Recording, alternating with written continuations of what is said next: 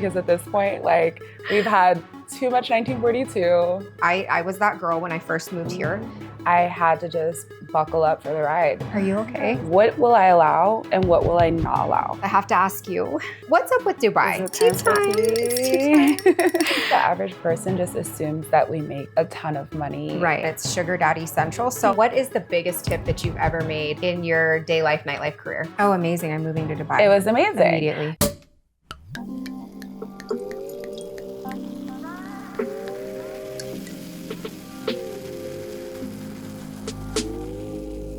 Hey everyone, welcome back to Bottle Girl Diaries. For those of you who are new here, I'm your host, Cindy. For those of you who have been here with me for the past few years, I just want to say thank you for being here and supporting the channel. I know it's been a minute, but life was lifing. But I'm back, I'm refreshed, and I'm so excited to connect with you all again. Do me a favor and click the subscribe button below so you don't miss out on what's coming up next. Today's episode is supported by the Tall Dentist. Dr. Jeffrey Uju is renowned for creating natural, aesthetically flawless results that will enhance your confidence, specializing in makeovers, crowns, veneers, implants, Botox, and dermal fillers. If you're ready to elevate your smile through minimally invasive, state-of-the-art treatments designed for maximum beauty and longevity, you can book your consultation today and experience a new gold standard smile again. You can follow him and find his contact information at The Tall Dentist. All this information will also be in the description box below for you guys. Okay, let's dive into today's episode. Everyone, this is my beautiful friend, Daija. She currently works at Tao Beach Club and she'll be there for the summer, right? Yes, ma'am. Okay, so tell us a little bit about yourself, how you got into nightlife, where you're from, all the things. Tell the people what they want to hear. Okay, so long story short, I'm from Pittsburgh, Pennsylvania. I left Pittsburgh, left Penn State, moved to LA. Lived in LA. I was working in hospitality there, so I was like bartending. But originally I moved to LA to model. So I started my modeling career in LA. And then soon after that, I heard about Vegas. I heard about, you know, all the money that the girls made. And at the time I was working at Beauty in Essex. So the girls there would do like highlight room. I don't know if you're familiar, like, you know. In LA, right? Yeah, it's like a rooftop club. They used to have like Sadiq and like all the fun parties there. Everyone would go there on Wednesdays. Yeah. So there were a few girls who were like, oh yeah, you know, Vegas auditions are coming up. They were telling me about it. So I took my little dog and I put him in the car and we drove to Vegas. Cute. And I went to auditions. I met our friend Sophia there. Yes. At auditions that year, yep. And I just went out on a whim and was like, let me just try it, see if I get in. I had no bottle experience before other than just like Beauty in Essex on Sundays. And they gave me the chance. They gave me a shot. I got Tao Beach my first year and they just renovated the venue, right? So it was new, it was fun, it was all the things that I actually couldn't have imagined. Yeah. But the best part about it was the lessons and experiences I learned in the first like 3 months. Like I grew up very, very, very, very, very quickly, very quickly. What do you think, what happened to make you grow up quickly? And you don't have to go into super personal business, but I think that I can relate to that. I had to grow up very fast too. So what do you think happened to make you grow up quickly? Honestly, I think that you get hit with life in ways that you wouldn't experience because you're exposed to so much. You're exposed to a lot of different cultures, a lot of different age groups, a lot of different people who have ideas and concepts as to who you are. So you as a woman, especially if you're a woman of God, especially if you are a woman who holds strong to their morals and values, you have to learn very quickly about boundaries. You have to learn very quickly, like, what will I allow and what will I not allow, right? And along with that, you know, you have to know who you are. Like if you didn't before you got there, you're gonna find out. Right. And if you don't, then you get lost. Right. And that's known all throughout Vegas, right? So for me, I think I grew up very fast because I wasn't gonna change who I was, but I had to realize that there's an angle that I have to, you know, go about whenever I'm talking to people, when I'm talking to guests, whenever I am interacting in this space. You have to be approachable still, right? So how do you have those boundaries? How do you be that strong woman who won't allow all the BS but also still have the fun, still make the sales, still have that rapport. So that's really why I think. And trying to stay as close as I could to God still was just like, it was very hard because you are pushing that line and there isn't supposed to be gray. It's supposed to be black or white, right? Yeah. So and we're in that secular environment every day and night. So excuse me, I sound like a stage 5 smoker. Just joking. It's because I put the creamer in here, huh? Okay, so so you're from Pittsburgh. What did you study at Penn State? I was a biochem major. Okay. And then I don't sound too excited, sis. Well, because originally I wanted to be a doctor, right? I wanted to go to school to be a neurologist. Okay. And when I got to school, I was taking 20 credits. I was doing it, right? Like I had over 100% in some of my classes my first semester, and I was like, okay, this is fine. Like, I'm spending all my time at the library, but that's where I met all of my friends, right? And then eventually I wanted to minor in business. So I switched to biobehavioral health and minored in business as well so that I would have room for the credits and I wouldn't lose my mind. Right. So originally there was only 7 people who got into the biochem program at Penn State. I was one of 7 and the only Black girl. Oh, wow. So that's amazing. But that was fun. Yeah, it was fun. We did not at all, like I did not fit in with any of the other people who got in at all. Because were they all white? Yeah, they were all white. And sorry. It wasn't even that, really. It was just, they were very dull. I don't mean anything against them. No. But just very vanilla. I had a lot of personality and I had a lot to talk about all the time. And they were like the type of people who like to be in, you know, a chemist area. They like to just sit and just do their work and not say anything and just kind of were antisocial. I was the total opposite. And I just very quickly didn't think that I belonged. I didn't want to do the things that they did. Like we didn't have like similar interests at all. So yeah. Okay. Yeah. Well, that's amazing. Obviously you started accomplishing a lot at a young age and that just, you know, makes me very happy and proud of you. I do have a question for you. So I know that you model a lot and I know that you've modeled in New York and obviously here in Las Vegas. Where else and where would you say is like one of the most inspiring cities for you or that's done something to change you for the better? Wow. I honestly think that every city I've lived in has taught me something different. Like I can't say that there's been one place specifically where I'm like, this is where I bloomed. Yeah. This is where I turned into, you know, the woman that I wanted to be, right? Whenever I moved to LA, I will say that was definitely the kickstart to my career. I have modeled in Miami as well. Okay. So I was signed to Next in Miami.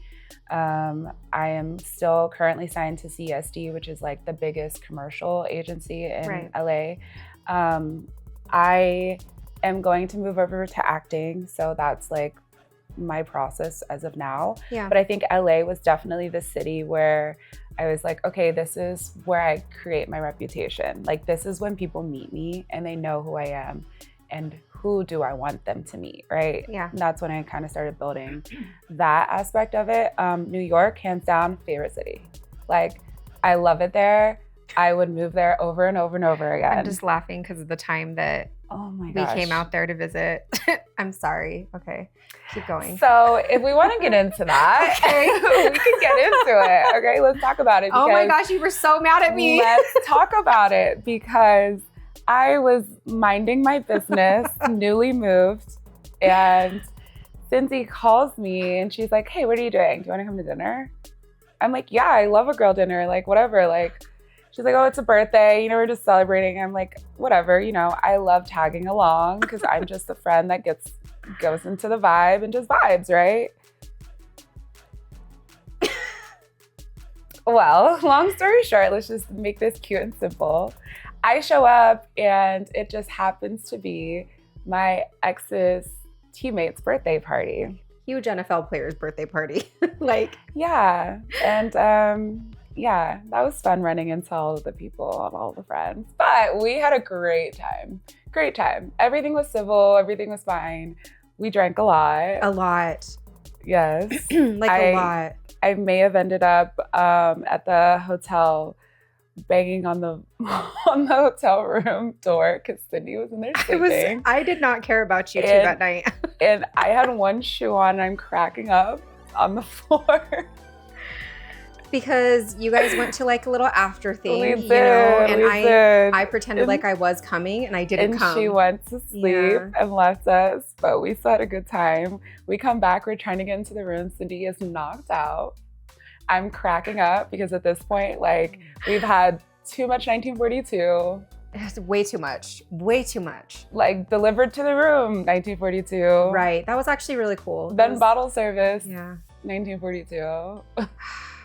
That was a fun time. It was spontaneous, but that was my first time going out in New York when I moved. I'm sorry. I should have given you the disclaimer that it was an NFL player's birthday and I didn't know your ex was going to be there. Like, that was totally... They play on the same team. But I just think it's funny that you were like, you didn't want to tell me what was going on. Well, because I didn't want it to be a thing. And honestly, it ended up being fine because we ran into him and it was fine. He was cool. I don't remember what he looks like or what his name was, but it was cool. It ended up being fine. Like, everyone was chill. But yeah, that was just a wonderful surprise for me. And I knew it was coming and then it came. So back to regular scheduled programming. Right. So, okay, New York was obviously inspiring for you. Yeah. I loved like seeing you thrive out there. I myself could see your glow was different. I felt like you were just kind of as like a level up, in your spirituality too. And because you really had to put your faith into God at that time, really had to. And you were traveling back and forth, right? To work at Tau Beach and then working in New York. Right. Yeah, and the crazy thing about New York was I moved there for my agency. So I actually moved to New York because I was modeling and they said I had to. So it was one of those things where they're like, if you want to sign here, then you're gonna have to spend at least the first year here. So I was like, okay, that's fine. I picked up all my stuff. I got my savings. I moved. And I never felt more grounded. That was one of the times in my life where I had to just buckle up for the ride. And I had to fully just trust that God was guiding me in the direction that I needed to go. I learned a lot about myself and my relationship with God. And I learned a lot about what I wanted, genuinely, like what I wanted out of this life of mine, Yep. I think that you're smart too, to know that like this industry is great. It's opened up doors of opportunity for us to network and meet so many people. And it's obviously put us in a little bit of a spotlight to do that as well. Right. And I think that being grounded in who we are and just knowing who we are, we know that this is more of like leverage and like a stepping, I want to say like a tool, you know? I don't want to call it a stepping stone because I feel like that puts it so below. I just feel like it's just us, we use it as leverage, right? Right.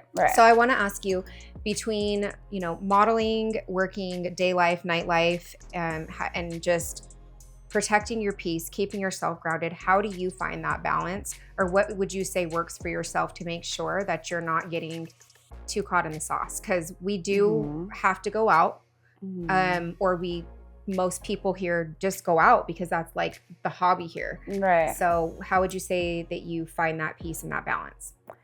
For me, it's staying busy. Everybody who knows me that I am never here. I'm always somewhere. Right.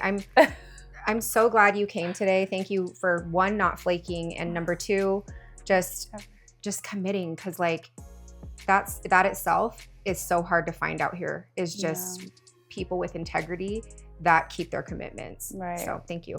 No, 1,000%. And I've noticed that too, just out of the friendships I've tried to build, right? Like, one thing that I learned from a very young age from my grandfather is that like, if you're not holding your word, then you're nothing. Like, your word means nothing if you don't uphold it. So I'm very big on, if I say I'm going to do something, I try to follow through and do it. But beyond that, I think in Vegas, you have to know where your heart lies. Yeah. Like, what are you here for? Right. What do you want out of this? Right. If you come into it knowing that, then you will get what you want out of it, truly. Like, it is a stepping stone. I know you don't want to say that, but it's kind of one of those things where if you're using it as a place to go somewhere else, you can absolutely do that and absolutely hit those markers, and you can make it whatever you want. It's kind of like LA in the sense of a city of dreams. Right. Right. But outside of that, I just stay busy. I work multiple jobs. I go in and out.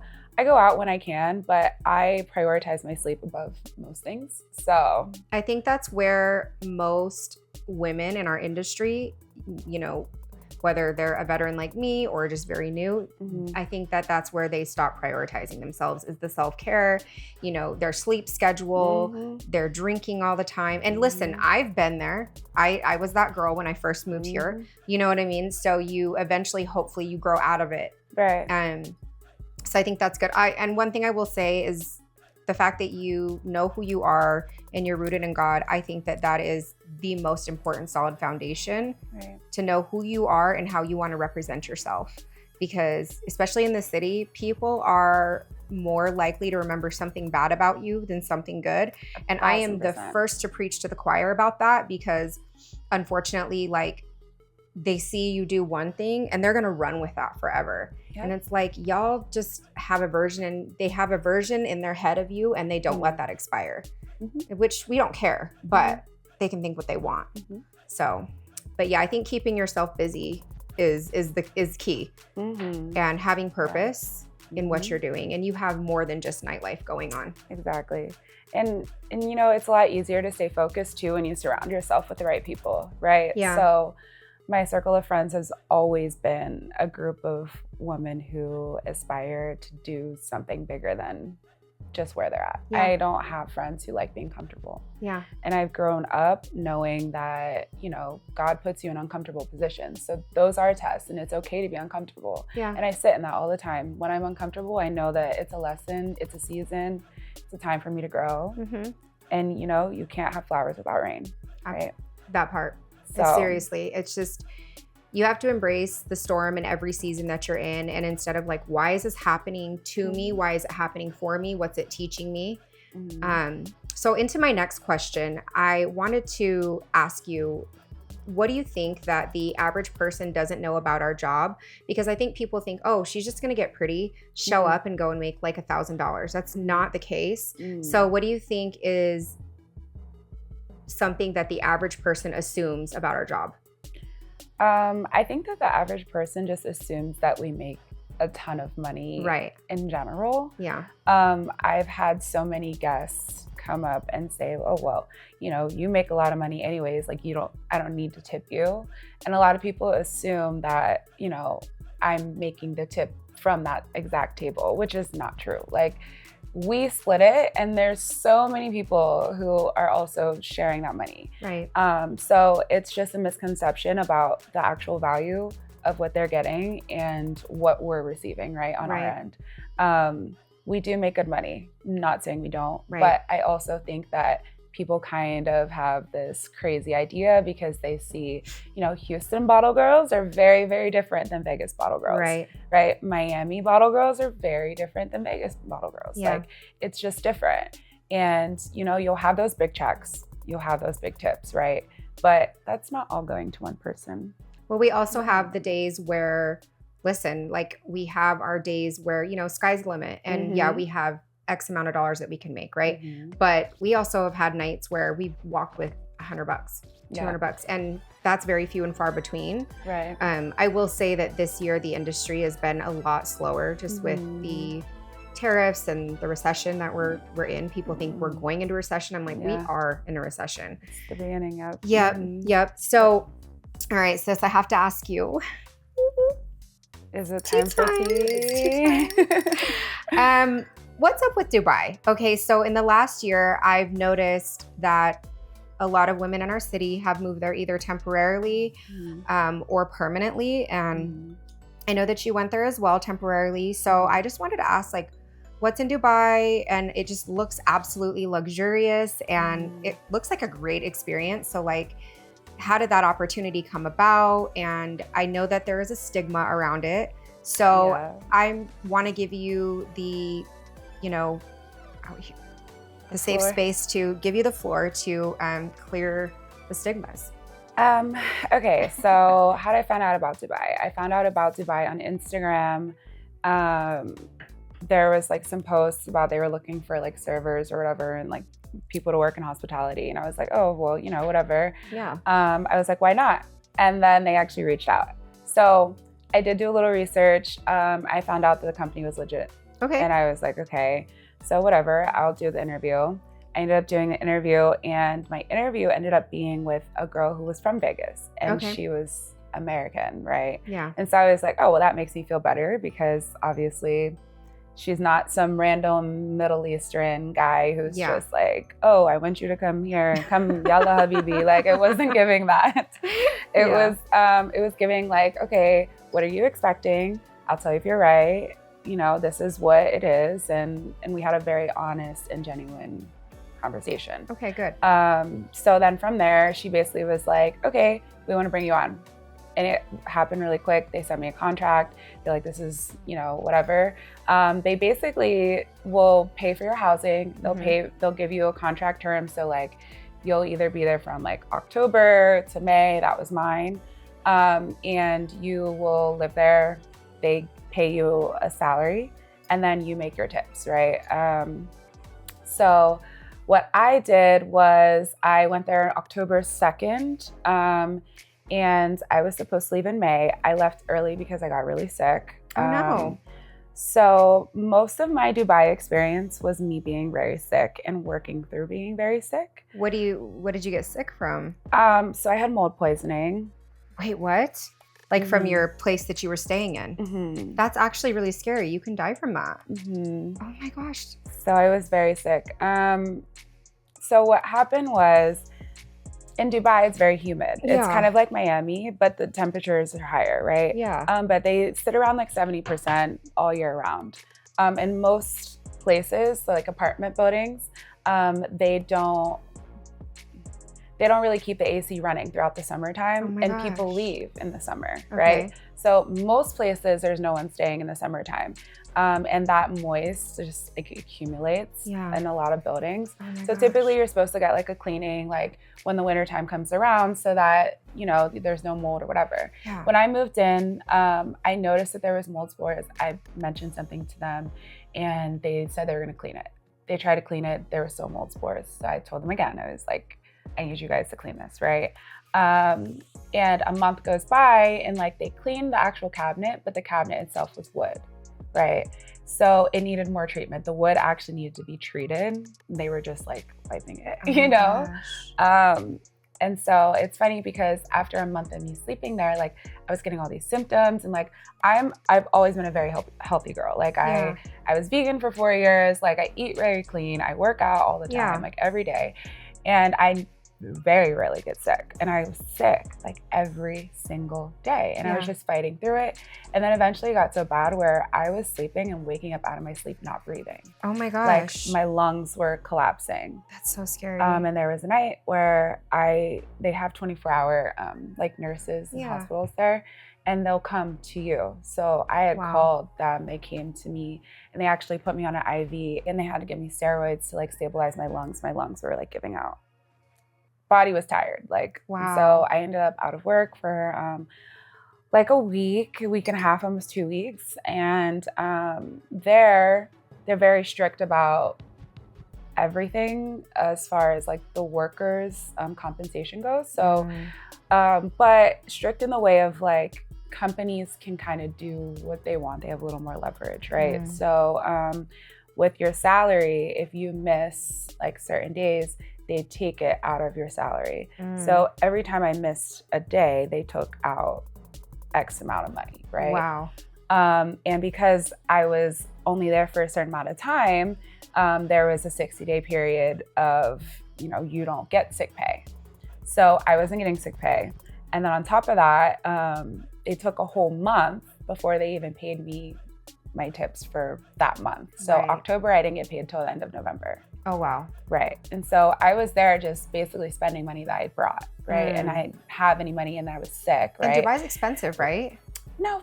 No? Okay. No. Okay. No, it's not as expensive as people think. Like Okay. that's a lot of that's a facade. Okay.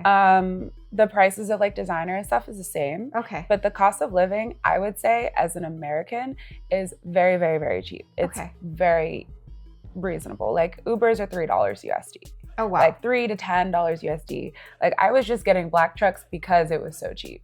And that's why I think there's this facade of like, oh, it's so luxurious, it's so this. Really, it's just cheaper. Like the groceries, I could fill the whole fridge for like $40.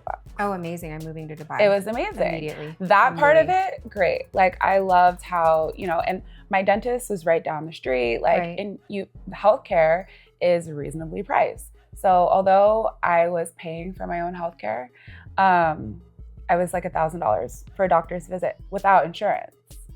Like you would never get that in the US, right? So everything, if you make money in the US and you go to live in Dubai, you live a very luxurious life. Okay, got you. So you obviously came back early because you got sick. Now, I just noticed that a lot of the women that are out there kind of go out a lot. Is there like a modeling agency where they make sure that girls are like paid by like certain parties and events to go out or something? No, it's just the culture. It's just the culture. The culture there is that they always want beautiful women around. Okay. So if you're pretty, there's always, like they have promoters just like in Vegas. Okay. There's promoters there and I'm not gonna lie, like it looked fun. Like I was living vicariously through. I'm like, that looks fun. Like I want to go to Dubai and see her. Well, and that's the thing. Like I keep trying to look back and I'm like, I swear I didn't post that much, but everyone tells me you look so fun. I did have fun. I will say I had fun. Yeah. I did. There was some people that I met that I will remember forever and I'm going to be seeing them very soon. Oh, good. But I definitely felt like what you think it is and what we all think it is, it's not that. But really though, the stigma is that it's sugar daddy central. So I mean, obviously that is out there because that can be anywhere though, not just Dubai, right? It is everywhere. Okay, but that's not what you were out there for. It's the same amount. You said no, ma'am. No, it's literally the same. Like I would say Miami is worse. I would say Miami is worse than Dubai. In my experience, yes. In my experience, when I was in Dubai, you have a lot of guys who are married. You have a lot married of guys. Is crazy. You have a lot of guys who are married, who are out there for their freedom, who are doing their things, right? And then you have a lot of guys who are putting up a show. Like there's a lot of men out there who, are living the life for other people, not really for themselves. And then there is a large handful of people who are really, really, really wealthy. Those people, you won't tell. Like, by talking to them or you're in that circle, right? The handful of people that I met who were very like well off were great people, 10 out of 10. But I wasn't there for the sugar daddies. Was I there getting tricked on? No. Girl, I was working, I was slaving, I was sick, I was tired, I wanted a vacation. I was like, I work every day. They had, oh my gosh, we were supposed to work 5 days a week. They had us work for 2 weeks straight. Like through like Christmas, I had to work like Christmas the whole way through like New Year's and the following week. Oh, wow. So did you get any like DMs or obviously did people judge you if they didn't know the full story? Oh, of course. And I'm still dealing with that now where it's a lot of people are just questioning my character and it's very, very offensive to me. Just in the sense of like, do you know me? I've lived in so many places where the temptations have been 110, right? And I've never ever went that route. And to think that I would go across the country, across the world just to do that when I could do that here. Like, hello. And so I was just like, I was so astonished by the thought and idea and the concepts of everyone thinks that I'm going there to get shat on or to get peed on. I was gonna bring that up next. So obviously, if you guys don't know, the rumor is that girls go to Dubai and if you turn into a sugar baby, that they will poop on you. They will shit on you and pay you to do that. There's like a fetish and what's it called? Do you know what the terminology is called for it? I don't even know. Like potty something.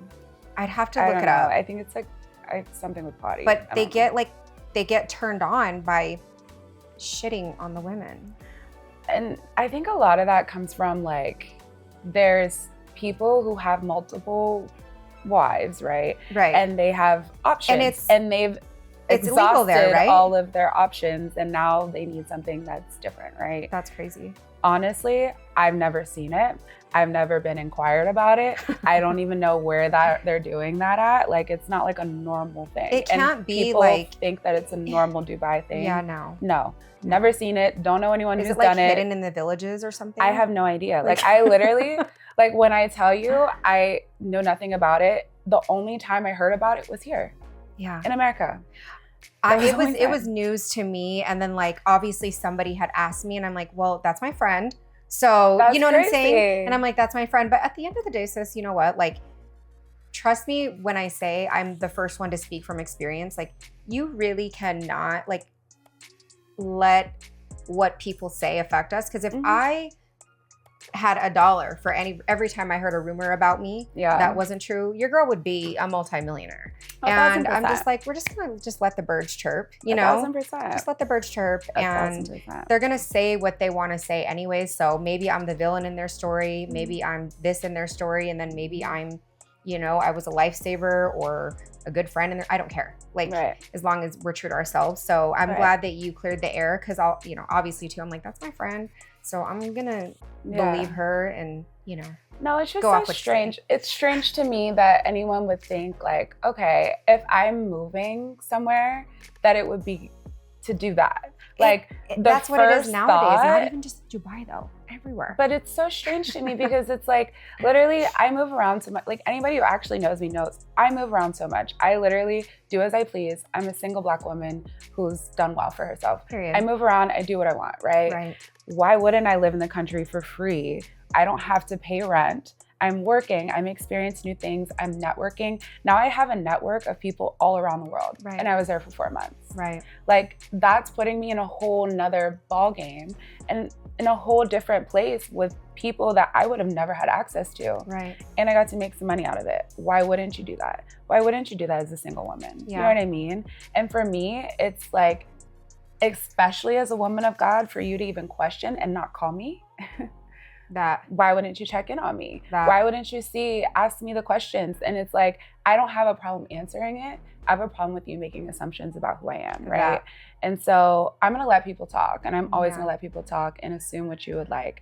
I went through the same thing with the guy that I was dating, and it was just like, you know me. It's better to let them talk than to be the one who's doing the talking. Yeah. And, you know. And everybody's like, well, why are you going? Why are you going? Why are you going? And I'm like, for work.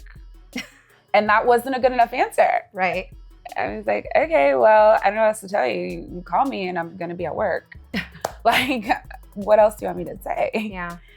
Yep, but that was really it. Like it was fun, it was cool, but I didn't love the work atmosphere that I was in. Okay. So I don't know if I would go and do the same thing. I don't know that. Right. But I would definitely move back and do like a 9-to-5 or start my own business or get into real estate there like I'm in here. Right. That I would do because I think it's worth it.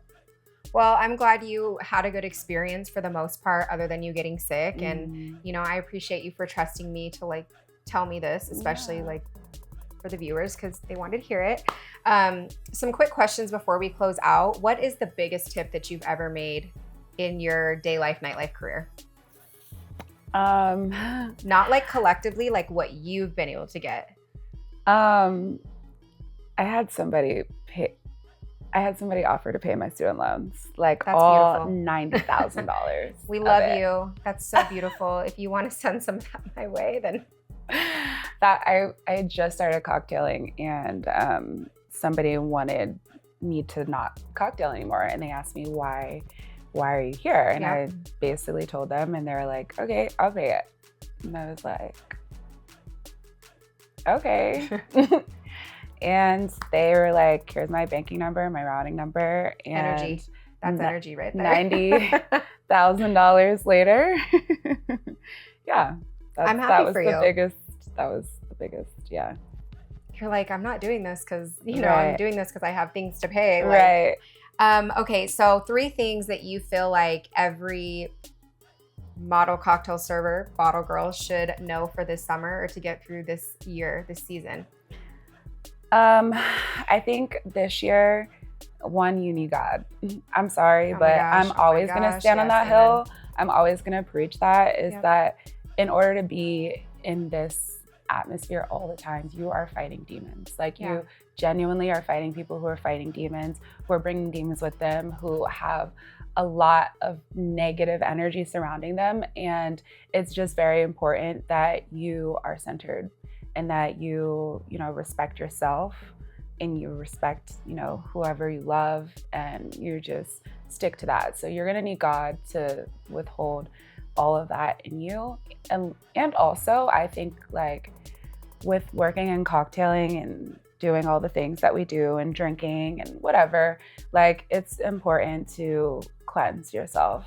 And that's the best way to just let go of all the things that you need to let go of and not tap into drinking, right? Outside of that, a good laser person.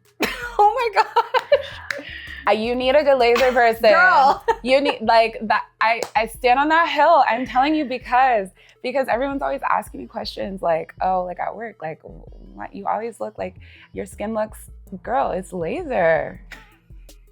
It's laser. Okay, that's the tea. It's laser. No, it truly is. You have to take care of yourself, and you have the means to do so when you're in this industry for the most part. So spend the coin. I would say something that I would recommend is that this year, just with us going into recession, things have slowed down. I think a lot of girls are working. Third one. Yeah, third one. Doubles. Doubles and saving your money. Yep. Like this year, we are not spending. I'm not buying no Louis Vuitton, no Van Cleef. Someone can gift it to me. I'm not buying any of that. I know, because I know a lot of girls have their thing where they're like, oh, I buy one thing every season, or I buy one thing a month. And I'm like, don't buy anything. If you're going to buy something, let's do like stocks and let's purchase on them dropping, because they're going to drop. Yeah. So we can do that, but let's not buy anything. That was going to be my third, just save up this year. Stock. Yeah. Stock. I had to tell myself that. And also, with the city being a little bit slower this year, it's honestly lit a fire under my ass to say, okay, like what's next? What are we doing? Putting this plan in motion. And I think just making sure that you have an execution plan, because if you don't, then you're going to turn around and be miserable and not you're going to be on a hamster wheel. That's what I feel like. So I do want to thank you so much for coming on today, because sis, tell me, like, I know as we were texting and I was telling you days leading up to like coming, you're like, I have a concussion. I didn't want to like dig. So just do you mind sharing real quick? Like, how did that happen? Are you okay? Girl, just another day in the cocktail server. Just another day in the life. So last Sunday a few of our guests came in that, had previously did very, very well at the venue last year. They came in last minute, and I happened to be an opener that day, so I was at 10 a.m. and it was like 5 o'clock. And what time are you supposed to get off if you're an opener? 4? They cut us based off of how slow it is, but because I knew that guest, I ended up staying. Yeah, well, the server wanted me to stay because I had that rapport. Yeah. And so I go in there, I chat with them for a few minutes, and I'm like, all right, 3 more DOMs. So we go to start the prezzo, and they have like the big carrier, right? Yeah. So we have like this shark carrier, and I was like putting on my skirt and like bending over and like wiggling my skirt up. And at the same time, they lifted the carrier. Like 6 guys lifted the carrier up. And like, you can still see my little cut on my ear. Oh my gosh. But they lifted it into my ear and like hit my head like that. And that's so like your eeardrum and everything. Yeah, exactly. Oh my gosh. And I was like holding the dom, bleeding during the prezzo. So you went out like, bleeding? We still went, I was. Sis, are you okay? Like, no, not bleeding. Did they overtip you big for that? Because did they feel bad? Like, did they even see? Did they notice? Well, I was talking to him while my ear was bleeding. Like, okay, I'm gonna go take care of this and I'll be right back. But the show had to go on, like the show had to go on. Did you know you were bleeding as you took the prezzo out? Yes, I felt it dripping down. Yeah. And then like I'm like holding on to it and I'm like, okay, like yeah. yay, like you can go. Yeah, then they made me go down to medical and they just looked at it and it was like sliced open, like it was like a clean slice. I think it's gonna heal fine. I'm just letting it do its thing. But they didn't check me for a concussion that day. I actually ended up getting checked the following day. And I have a cervical strain as well. So the way that my head. Yeah, so my neck is strained here. So that natural curve in my neck is no longer there. It's straight at the moment. Is that why you've been like this the whole time? Yeah. No, literally like, it was a concussion. Well, I'm glad you're okay and you made it today. Like seriously, that means so much to me. Fine. Yeah. I'm recovering just fine, just a little more crazy now. It's fine. Well, that wraps up today's episode on Bottle Girl Diaries. I hope you all enjoyed and were able to be entertained and inspired. Thank you to the beautiful Daija once again for coming on today, and thank you all for tuning in. Before we go, don't forget to click the subscribe button below so you can stay up to date on what's coming up next. You can follow our Instagram page at Bottle Girl Diaries, or if you'd like to get more personal with me, you can follow me at I am Cindy Nansiri, and we'll see you guys next time. Bye now.